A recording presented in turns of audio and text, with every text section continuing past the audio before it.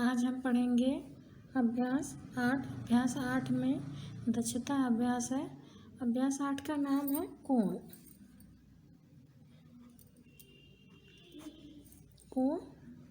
और अभ्यास है हमारा दक्षता अभ्यास।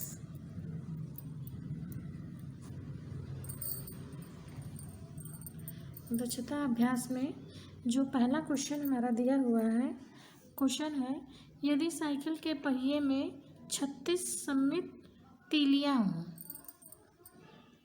36 सममित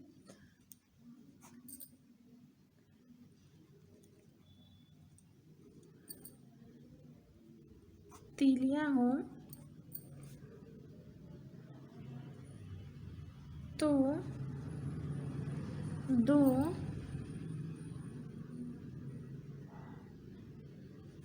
आसन्न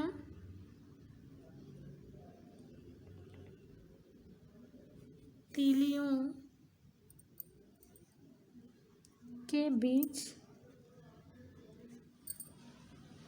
का कोण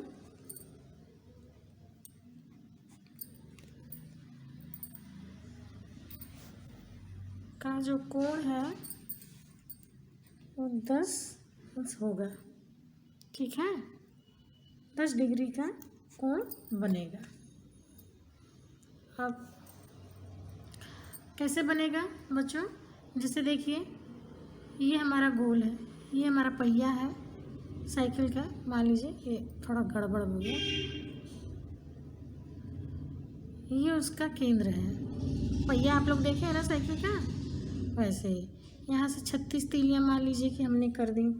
1 2 3 4 5 6 7 8 9 10 11 12 13 14 15 16 17 18 19 20 21 22 23 24 25 26 27 28 30 31 32 33 34 35 36, ये 36 तीलियां हो गई। अब बच्चों जो इसके बीच का होगा कोण, हमारा ये पूरा जो गोला होता है ये पूरा 360 डिग्री का होता है। ये जो हमारा कोण इस पे बनता है केंद्र में, ये पूरा होता है 360 का। अब 360 में 36 दिया है, तो अगर इसमें 36 में हम 36 से भाग देंगे तो हमारा कितना आएगा? 10, यानी कि 10 डिग्री का। यानी प्रत्येक तीली के बीच में हमारा 10 डिग्री का कोण होगा। आसन्न का मतलब होता है अगल बगल।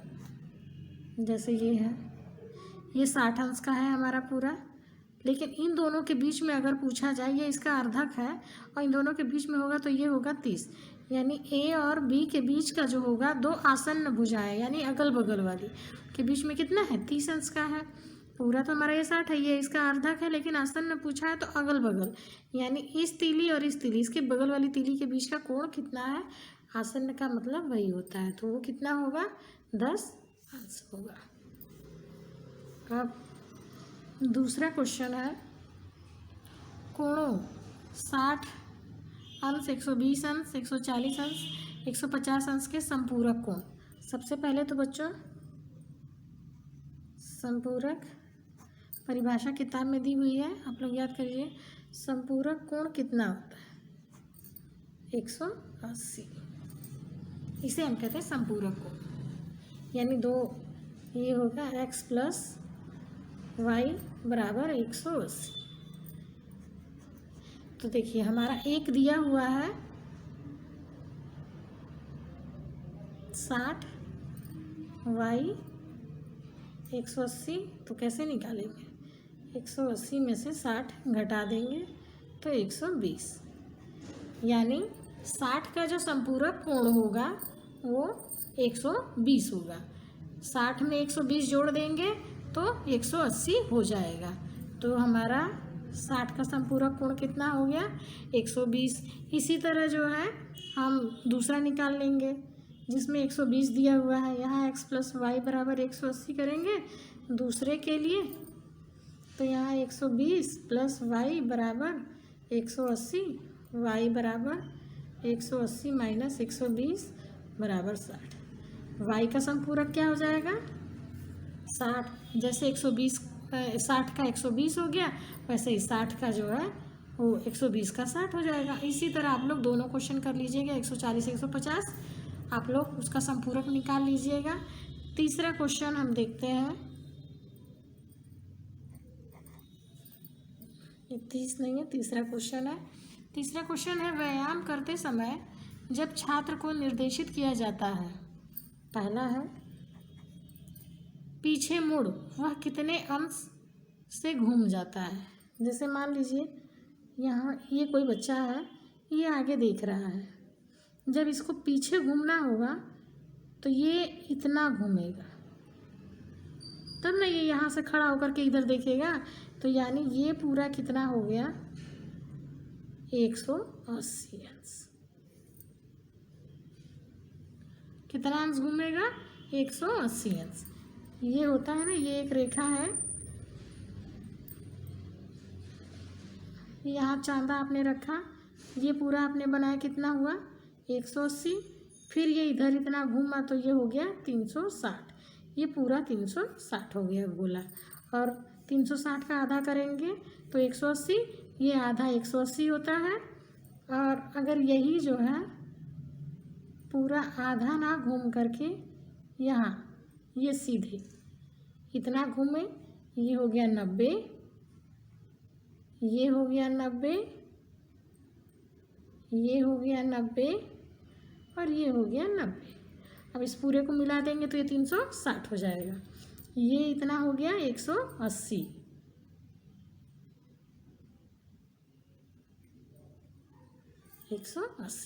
तो ऐसे ही आपको समझना है, जब वो बालक पूरा घूमेगा तो कितना हो जाएगा? 180। उसका आंसर हो जाएगा 180। दूसरा देखिए, दूसरा है दाएं घूमे तो वह कितने अंश घूमेगा। जैसे कोई बच्चा है, यहाँ पर है, वो ये खड़ा है, ये वो इधर सामने देख रहा है और उसको सिर्फ दाएं घूमना है, ऐसे, ना कि पीछे मुड़ना है। तो दाएं सिर्फ घूमा तो कितना हो गया? 90। ये हो गया 90। इसका आंसर कितना हो जाएगा? 90 अंश। अब देखिए चौथा क्वेश्चन है, निम्नांकित कोणों के प्रकार उनकी माप के आधार पर लिखिए।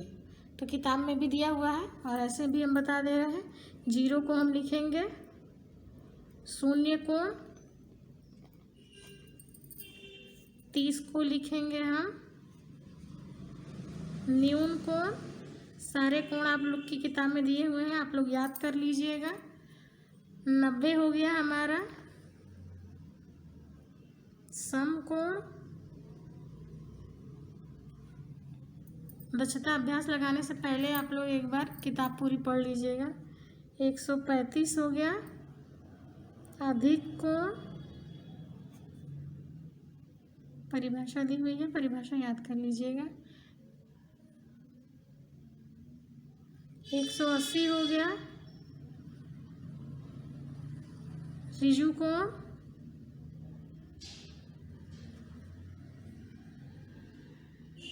225 हो गया बृहद कोण। चित्र भी दिया हुआ है, चित्र भी आप लोग देख लीजिएगा। 360 हो गया संपूर्ण कोण, यानी पूरा गोला तैयार हो गया संपूर्ण कोण।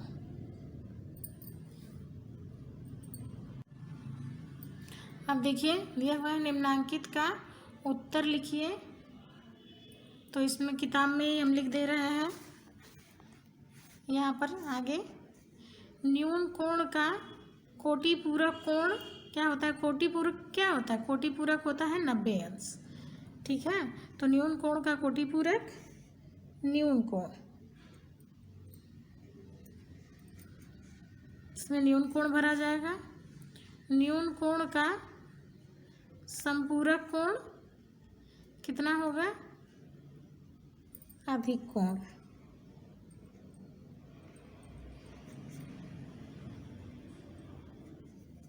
एक समकोण का संपूरक कोण समकोण होता है।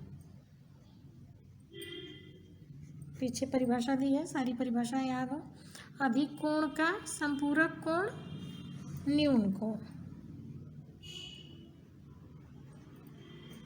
ये दोनों एक दूसरे के विपरीत हैं। आ गया समझ में। अब देखिए इसमें क्या दिया है, निम्नांकित कोणों के कोटि पूरक कोण ज्ञात कीजिए। तो सबसे पहले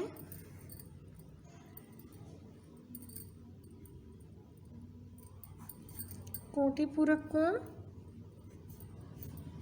90। इसमें क्या होगा, x प्लस वाई बराबर 90। पहला दिया है 30, 30 का कोटि पूरक पूछ रहा है,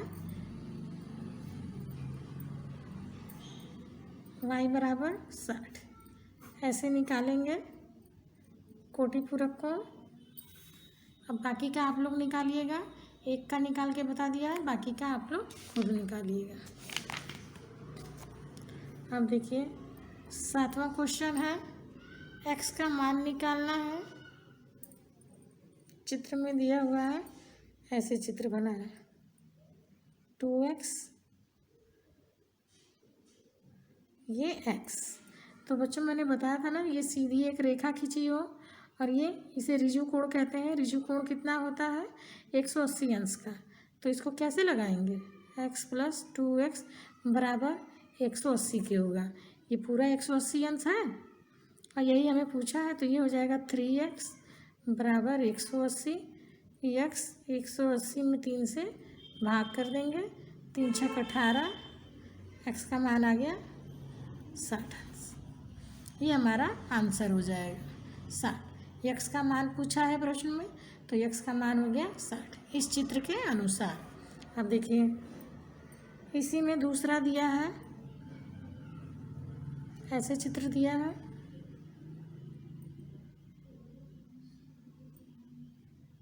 ये x, ये 30, x का मान पूछ रहा है। तो ये हमारा क्या है, समकोण है। ये सीधी रेखा है ना, समकोण है। तो इसको कैसे करेंगे, x प्लस 30 बराबर 90, 30 x बराबर 60। ये आ गया 60 हो गया। इसी तरह हम बाकी भी लगाएंगे, जो तीसरा है, चौथा है, सबको ऐसे ही लगाएंगे। अब हम 8वां क्वेश्चन देखते हैं।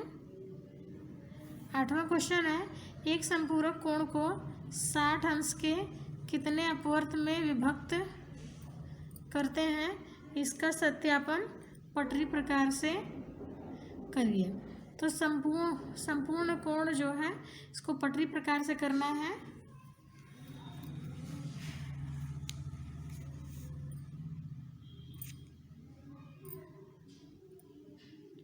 तो देखिए पटरी प्रकार वाला जो है हम पटरी प्रकार की सहायता से करेंगे। अभी तो पटरी प्रकार नहीं लिए है, ऐसे ही हम आपको समझा रहे हैं। पहले देखिए कितने भाग हो सकते हैं। 360 को पहले 6 से इससे भाग कर दीजिए, तो कितने होंगे, 6 हो जाएगा। 6 का 36 और 60 बोला था, तो इसके कितने होंगे, 6 भाग।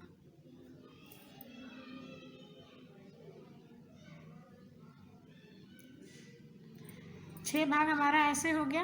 पटरी प्रकार से हम आपको बाद में बताएंगे, ऐसे चित्र समझ में नहीं आएगा आप लोगों को। और इसमें 9वां क्वेश्चन भी पटरी प्रकार की सहायता से है। तो आप लोग 8वें क्वेश्चन तक लगाइएगा कि कितने भाग कर सकते हैं। यहाँ तक पटरी प्रकार वाला हम आपको बाद में समझाएंगे। वह कोण पूछेगा तो 7 हो जाएगा, और या कोण 8, ये अंतर हो जाएगा। ठीक है, तो आप लोग यह करके दोनों भर लीजिएगा। अब देखते हैं क्वेश्चन दिया है 4 में दिया है, पार्श्व चित्र को देखकर उत्तर दीजिए।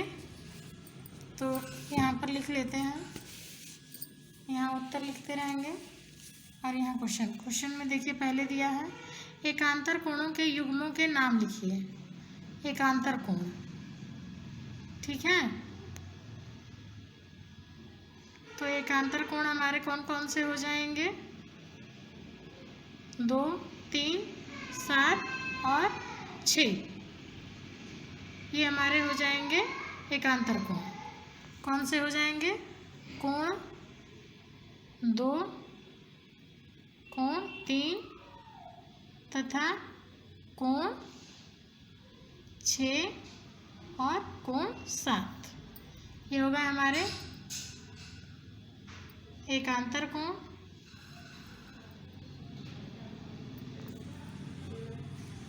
और अब क्या है? संगत कोणों के युग्मों को लिखिए। तो संगत कोण हमारे कौन कौन से होंगे? देखिए 8, 6, 2, 5, 1, 3, 7, 4।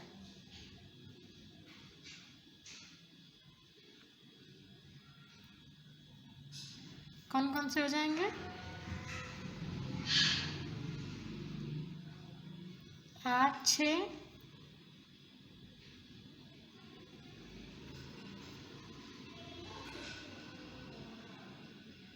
2, 5,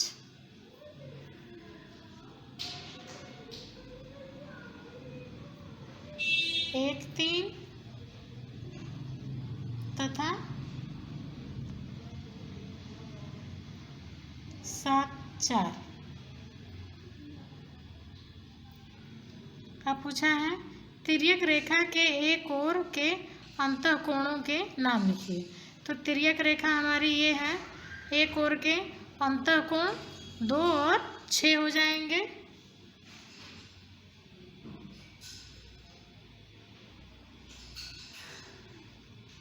तथा कोण 7 और कोण 3। अब दिया है तिर्यक रेखा के एक ओर के बाह्य कोण लिखिए। बाह्य कोण हमारे कौन कौन से हो जाएंगे? कोण 8, कोण 5 तथा कोण 1, कोण 4, ये हमारे बाह्य कोण हो जाएंगे। तो इसको आप लोग अच्छे से देख लीजिएगा।